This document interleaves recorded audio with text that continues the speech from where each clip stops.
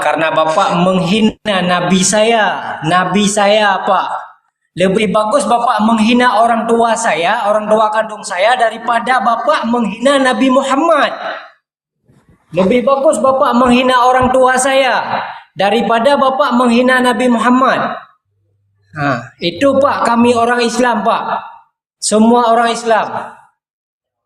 Saya sebagai orang Islam, umat Nabi Muhammad, sekali lagi Bapak, saya tegaskan, lebih bagus Bapak menghina orang tua kandung saya daripada Bapak menghina Nabi Muhammad. Banyak sekali orang Islam yang bersikap seperti Anda ini, yang membuat agama Islam itu bukan agama yang rahmatan lil alamin. Dengan sikap yang Anda ambil itu, membuat agama Islam ini terpuruk. Kenapa terpuruk? Karena dalam masyarakat Islam itu tidak saling menghargai tentang kajian-kajian baru. Karena yang dilakukan adalah belakan adalah emosi, bukan ketajaman intelek. Ya, bukan ketajaman daya nalar. Tetapi yang mereka lindungi adalah pembodohan, kegelapan, dan percaya buta. Percaya buta yang ada dalam Islam, yang sering disebut-sebut dengan ghaib atau iman, adalah hanya membawa orang Islam itu bodoh dan bego.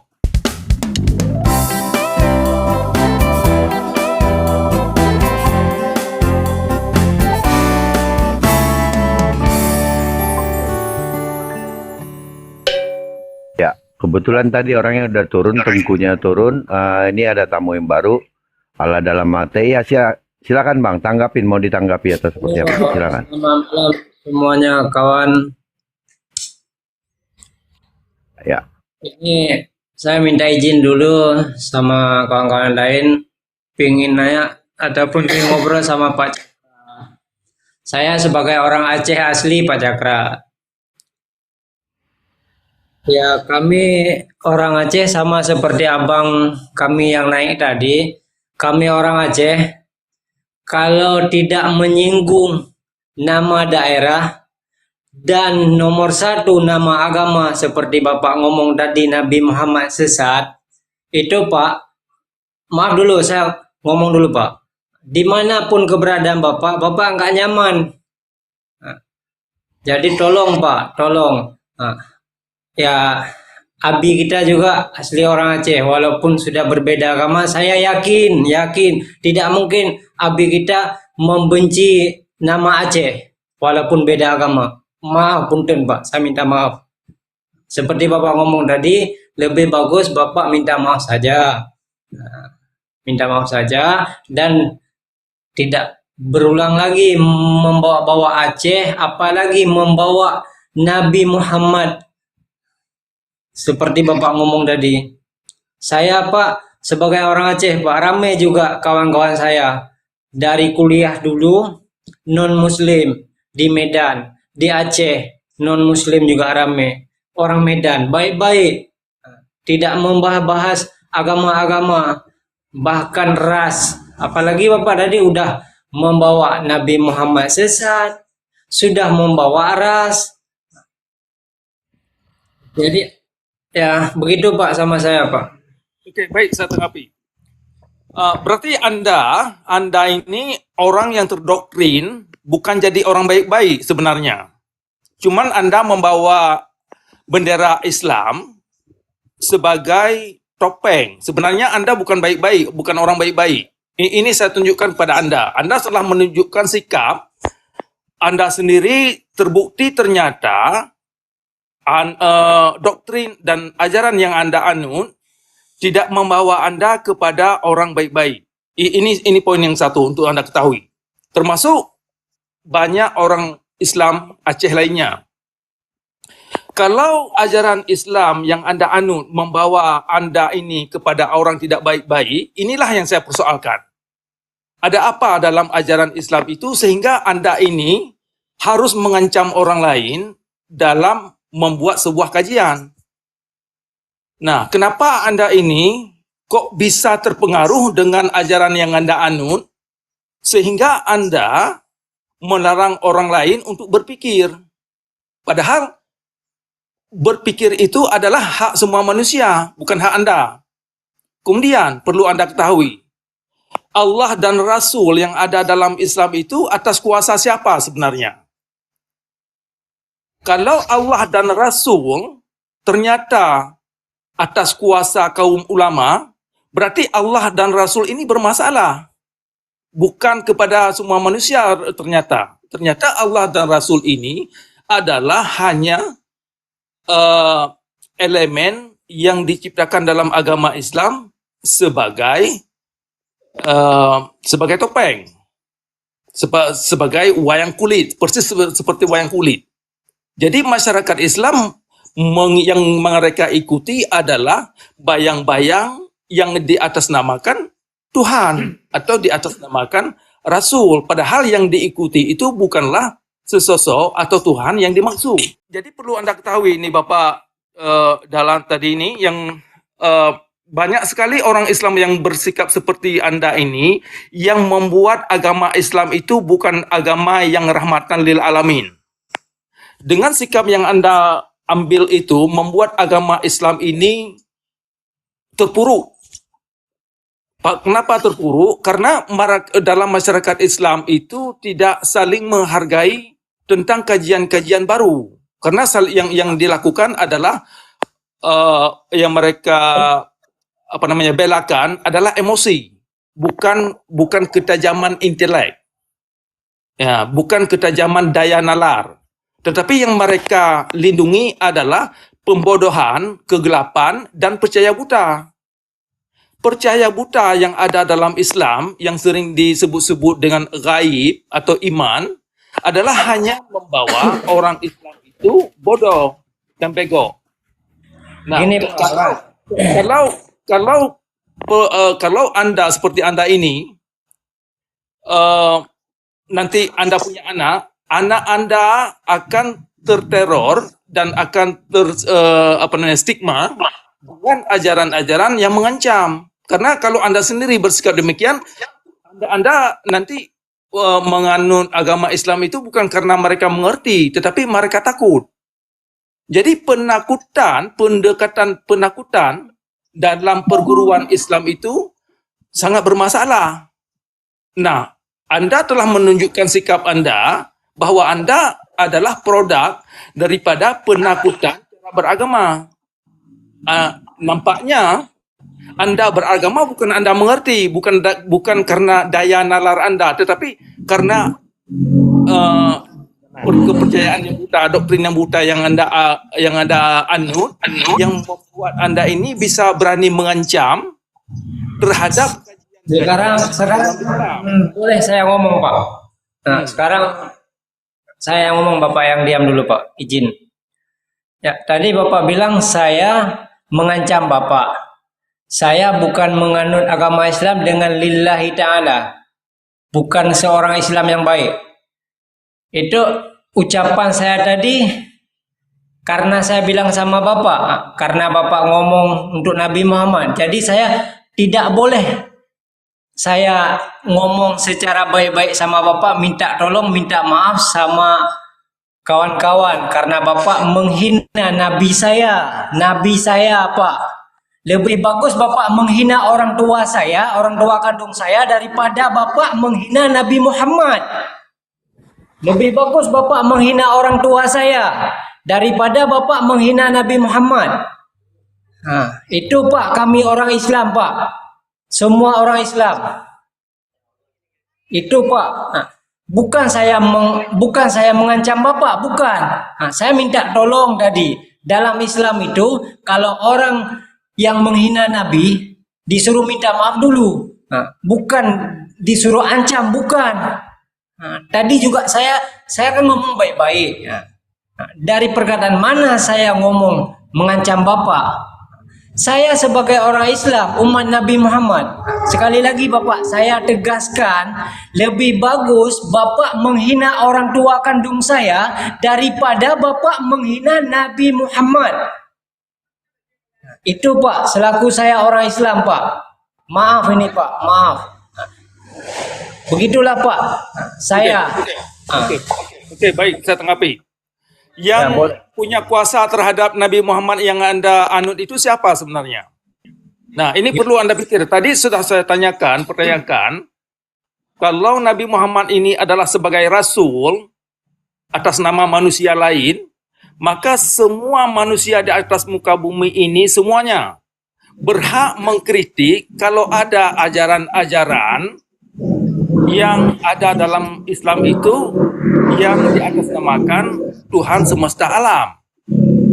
Nah, ini perlu Anda ketahui bahwasanya sikap yang Anda tunjukkan itu yang membuat agama Islam itu berbahaya. Karena sikap yang Anda tunjukkan itu umumnya dianut oleh masyarakat Aceh. Mengatasnamakan, oh jangan singgung-singgung Nabi kami. Padahal Nabi itu kan tadi saya sudah jelaskan, saya terlahir dalam agama Islam.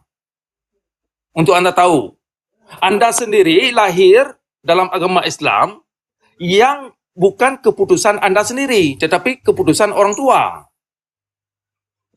Jadi ketika kita kaji agama yang ada dari orang tua kita, ternyata terbukti ada permasalahan-permasalahan dalam kitab, dalam ajaran kitab itu yang membuat manusia itu jadi beringas, jadi berbahaya, maka ada kaitannya dengan ajaran itu sendiri. Nah, itu yang saya angkat. Nah, bahasa saudara itu saya sudah sering dengar. Jadi bukan bahasa baru bagi saya. Yang ujung-ujungnya mengancam. Yang ujung-ujungnya adalah mengkaitkan nanti, saya sudah peringatkan sipulan-sipulan. Kalau dia dibunuh ya, biar rasain aja. Nah, sikap itu yang membuat agama Islam tidak relevan dalam masa modern sekarang.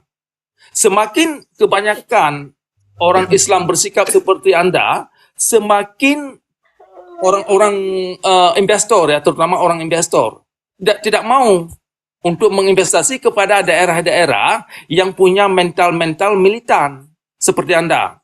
Atau pemerintah itu sendiri. Kalau pemerintah setempat dan Tunku Daya, Tunku dan ulama-ulama punya mental seperti Anda ini, maka jangan harap ada investor datang untuk menginvestasi kepada masyarakat setempat untuk menciptakan tenaga kerja. Jangan harap. Mereka sudah, umumnya masyarakat dunia sekarang sudah cukup pandai menilai, membaca tentang ajaran Islam. Jadi sikap yang saudara tunjukkan itu sungguh tidak mendidik dan perlu kita diskusi secara terbuka. Silakan. Ini Pak, bukan kita bahas masalah investor Pak. Ini yang kita bicarakan tadi masalah Nabi Pak. Nah, saya bukan mengancam Bapak, tapi saya akan membicarakan baik-baik sebelum nanti karena kena Abi Effendi juga. Karena dia orang Aceh. Kalau memang Bapak misalnya terus menghujat, bukan mengancam Pak, khusus sama Bapak Pak. Nah, jumpa pun misalnya jumpa Bapak di depan aku, kalau Bapak ngomong tuh Nabi, nah, ilmu apa Bapak pakai? Walaupun negara pun kalau misalnya ngomong tentang Nabi Muhammad yang jelek-jelek, saya Pak mempertaruhkan nyawa saya Pak. Kalau Nabi Pak nggak takut negara Pak. Kalau kayak Bapak bilang tadi, seperti Bapak bilang, negara pun kayak gini kayak gitu. Kalau memang negara pun seperti Bapak bilang Nabi Muhammad, nyawa saya rela Pak, rela Pak. Saya sebagai orang Muslim Pak, jangan bentuk negara Pak. Ini dan Bapak dengan saya bicarakan baik-baik dari kok Bapak bilang saya ngancam Bapak. Oke, sudah. Itu Safran sudah ulang-ulang kata-kata itu ya. Harusnya Safran membantah apa yang beliau sampaikan. Oke. Kalau benar jujur Anda ingin membela, maka tunjukkan di mana ada kekeliruan terhadap pernyataan yang dikeluarkan. Itu satu. Kalau benar-benar jujur. Kalau Anda benar jujur membela Tuhan, ajaran, maka Anda tidak harus bilang saya berani mati nyawa saya. Itu karena Anda tidak jujur terhadap argumen yang diangkat. Nah, jadi di sinilah masalahnya umat Islam tidak berani jujur terhadap persoalan yang diangkat. Tapi yang dikaitkan itu kalau ada pernyataan yang diangkat itu bermasalah atau jadi perdebatan dalam satu analisa, seharusnya yang diangkat itu argumen yang lain untuk menjelaskan dan meluruskan satu kajian. Bukan bukan mengkaitkan bahwasanya ini nabi milik saya. Seolah-olah Nabi dalam hal ini Nabi Muhammad seolah-olah hanya milik sekelompok orang. Demikian juga Tuhan. Kalau Allah ini adalah milik segolongan orang, maka orang Islam harus jujur bahwasanya Allah itu bukanlah Tuhan semesta alam. Jadi jujur ini yang bermasalah sekali saya lihat dalam Islam, termasuk bukan hanya orang-orang biasa ya, termasuk di kalangan ulama, kalangan-kalangan yang sudah mendapat gelar profesor. Saya sudah banyak sekali menghabiskan waktu diskusi dengan orang-orang yang dibilang cendekiawan. Nah, kalau berdialog persoalan Islam, sungguh sangat tidak jujur. Sukar sekali kita mendapat pemikir-pemikir Islam yang berani jujur terhadap argumen yang diangkat. Tetapi yang ditunjukkan biasanya adalah emosi dan juga yang ditujukan adalah satu perlindungan terhadap Tuhan atau Nabi yang dianut. Umat yang pandir, benci orang kafir, suka teriak takbir tanpa bisa mikir. Quran sudah kadaluarsa, gak berjilbab gak masalah. Hafal Quran gak penting, hanya bahan marketing. Agama gampang nista, umat gampang marah. Harap masuk surga, pasti masuk neraka. Quran sudah kadaluarsa, gak berjilbab gak masalah. Hafal Quran gak penting, hanya bahan marketing.